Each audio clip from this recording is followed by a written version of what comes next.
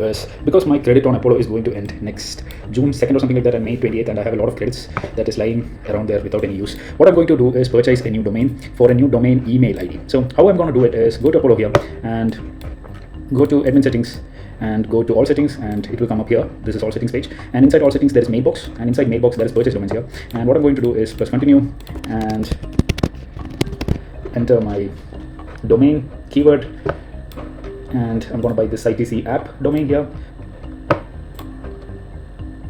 There's an impression of the fish up. Okay, then what I'm going to Okay, one thing that you guys have to understand is AI development or any kind of process development means that you need to try again and again. So here I am trying to create a domain inside Apollo. The whole logic is if you have a domain, you have another email ID, and since I have a lot of credits to spend, I thought I should use these credits to buy an email ID, warm it, and then do cold emailing from that email ID.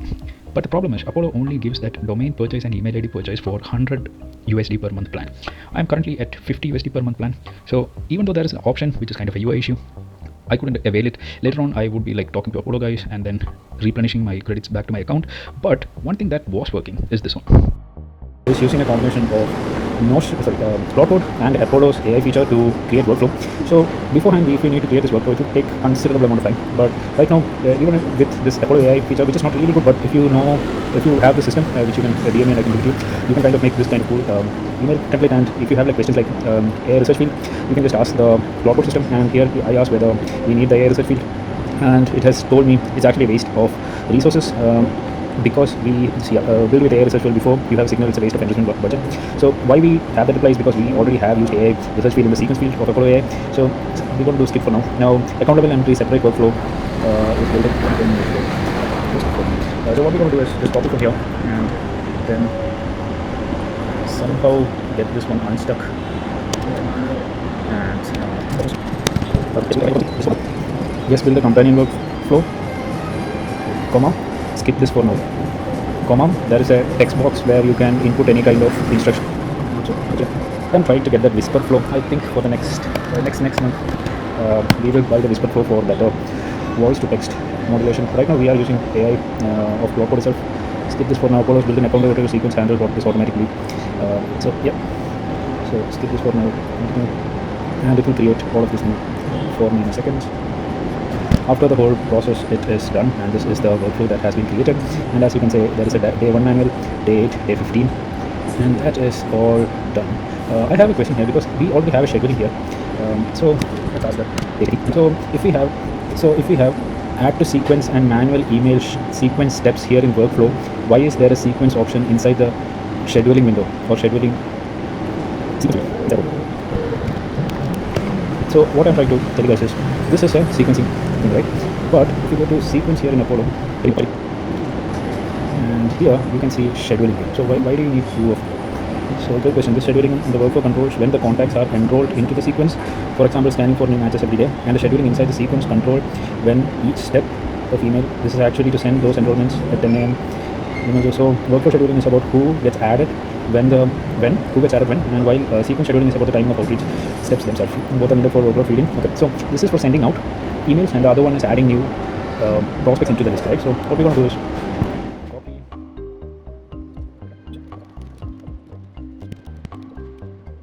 Yeah. So as you can see, that one is done. Now what I have to do is go through the next variant. So this is the next variant. So what I am done. So now we have to go through here and get this workflow to it, and this is the sequence. Okay, so here, then copy from here, go to here, and go to here. This is the workflow. Publish, but only on trial run, right? And then go back to workflow and turn off this thing and create a new workflow. And what we have to do is just type this thing in the AI research box and send it. And within seconds, it will take a bit of time, but it will come back. So as you can see here, it is actually creating. I'm going to stop the screen recording just because I don't have much space in my laptop. So this is the latest update that I have, and this is really great AI. So let's put a setting. I call my multi-agents based on other videos for your assistance, and for the overflow assistance, I will be for any other anime names, probably One Piece, probably One Piece. I need to change the anime names. But as you can see here, Itachi is a mail assistant. Okay? So its whole point is to learn how to write mails, and it has a on-demand mailing protocol, and also it's an auto learning process. So which mail is working, which mail is not working, Itachi learns by itself, right? But more than what Itachi have is somebody known as Zabuza. So Zabuza's main issue or main motivation is to go to Notion and check which mail is getting response, and to track how many mails has to be done, the bounce rate, is it going to the spam flag, or are people actually saying, this mail is not actually good, or reply rate is dropping, reply rate is increasing. So it will kind of track that, right? So I asked my AI assistants today to write me what I have to do in Apollo, right? It's a very long context, but it's not really very long. These are all things which I'm trying to monitor the logs. So this is the only thing that you have to read. So Itachi recommends 3 sequences, right? So here is Apollo, and this whole thing is written by Itachi itself, right? My email assistant, right? So this is very personalized. Why it's personalized? I didn't even know Apollo had this personalization, right? So in Apollo, if we have like double brackets like this one, right? So it's like a snippet, or it's like a placeholder. So it will kind of go through the email database and select name, select the industry the competitor or the person is, and then personalize the email, right? I knew this one, but this was actually suggested by my AI agent. So I'll tell you why this is very important, right? So here it's like saying that, hey Natalia, 7 Studio manages international project. Typically uses weeks to coordinate gaps between sites, client feedbacks, and design iterations. Remote collaboration without visibility to project status creates exact bottleneck that prevents scaling beyond your company size, team size, right? If I just delete this one, the email becomes so basic. Hey Natalia, I am in students creating site easy as a centerpiece of my organization, right? Very different. So with this one, this part is pretty really personalized for this particular business, right? And all of this email, the first one, the second one, the third one, all of this email is being generated by the itself, right? Now you might be saying, okay, I could do that in Gmail or Gemini or Claude or somebody else, right? But no, the problem is this one. So this is Notion. So inside Notion, I have something known as activity stream. So this is how agents, whatever they are doing actions, it kind of records here, right? And whatever I want to do actions, it kind of records here inside the tasks. So I kind of say, I want to write 3 emails. So that would be my task, right? But then I will assign subtasks to other agents, and these whole things which are updated here in 2752, right? All of this being updated by agents, right? I can't literally do this much updation, and look how detailed it is, right? The subject line is there, this is the strategy that is being implemented right now. All of this is being created from here, right? So as you can see here and here is how this thing holds. This whole thing is being updated, right? This is pretty cool feature, right? So as you can see, this is how it is updated in Notion. Like if I go here, yeah, this is the Notion update. So these are Notion. I think that context is gone a bit up, so I can't see it. So workflow, play name, blah blah blah. So Notion has a lot of features, or columns, right? Basically, this is an Excel sheet. If you export this whole database, it's an Excel sheet, but an Excel sheet with very detailed way of preserving knowledge, right? So here inside Itachi, there is an Excel sheet on how the summary is. So what is the strategies which we are actually using, right? So that is being done by Zabuza, not Itachi, because strategy is different from how you write an email, right? So Takashi is my human to AI communication agent. So whatever I have. So this process continued for a long time. Not a long time as in like without the AI and Claude Code assistance, this would have been like 2 days of task. But because you have a really good understanding of Claude Code and this multi-agent setup, you can see that I'm actually talking to Claude Code, and then Claude Code is giving me the right way to actually set up my workflow. In Apollo, there is 2 things. One is workflow and one is sequence.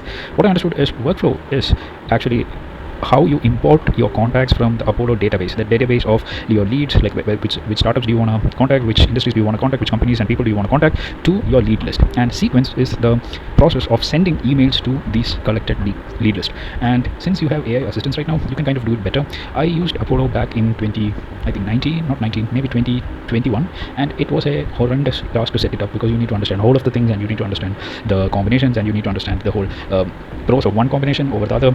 But since I have Claude Code, I just have to understand the documentation, put it into an MD file and a YML file, and everything is done.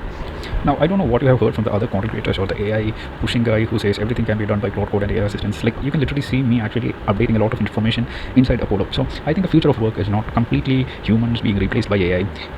For fun sake, or maybe it may be true in the future, like there will be coming a point where everything would be automated. But I think for the next 20 years, maybe like 10 years at least, the phase would be like human-centric AI, whereby AI still automates a lot of things like this, but still human input should be required. Or this is one thing that I really learned while I was doing my MSc dissertation of University of Liverpool.